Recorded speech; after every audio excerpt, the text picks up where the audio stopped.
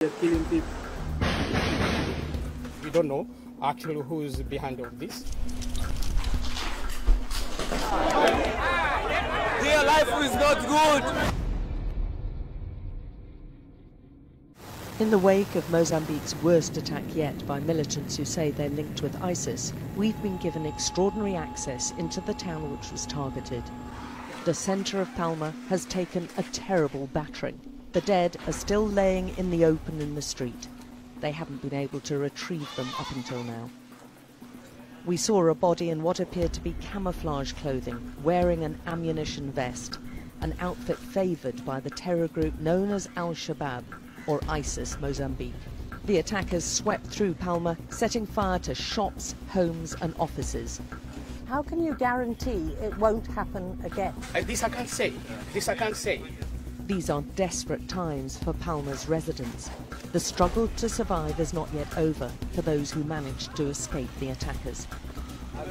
But in the smaller Fungi airport, terrified Palma families who'd taken refuge there told us how they fled for their lives. We jumped one river, we found the people with the gun they were shooting, so we tried to run away. They're killing people. How? They shoot people, even they're following us, shooting us.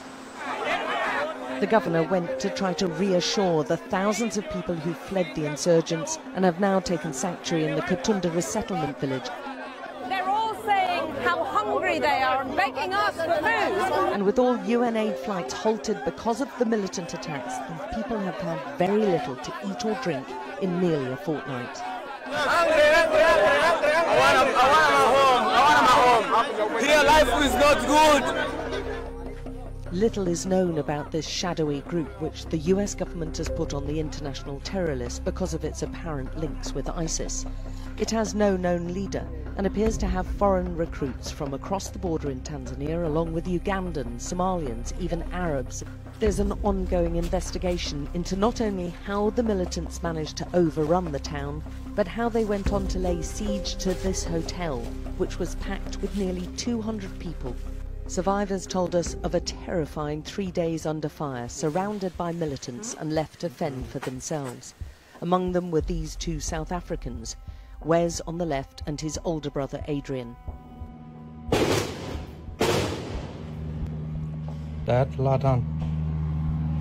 This footage, filmed by Wes on his phone, shows them taking cover in the hotel. His brother is lying in front of his father Greg in the check shirt. The gunfire just didn't stop. The mortars.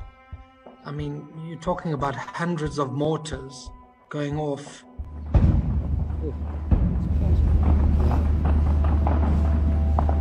Love you, bro.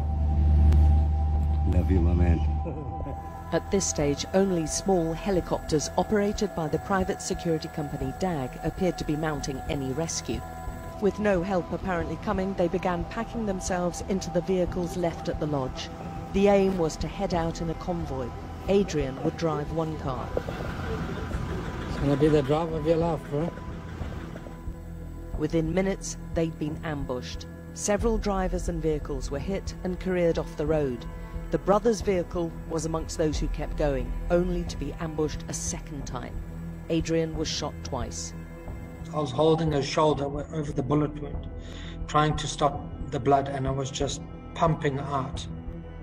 And I was just shouting that I love him and that I look after his family and that I'm so sorry.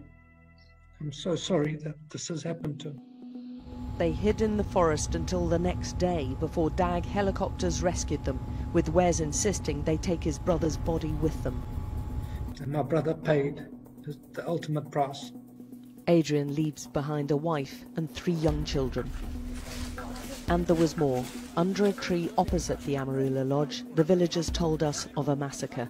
They say they found a dozen bodies which they buried here, all foreigners they thought, taken from the lodge.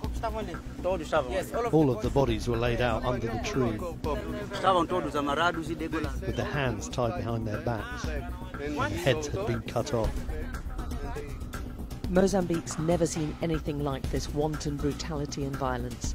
The insurgencies led to a mass displacement of people, thousands of deaths, and sparked an humanitarian crisis. and the military admits they don't really know what they're dealing with.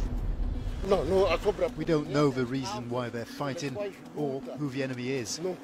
So the hunt is on to find out, with Mozambique's leaders under considerable pressure to stem this insurgency, amid anxiety about what the terror group may be planning next.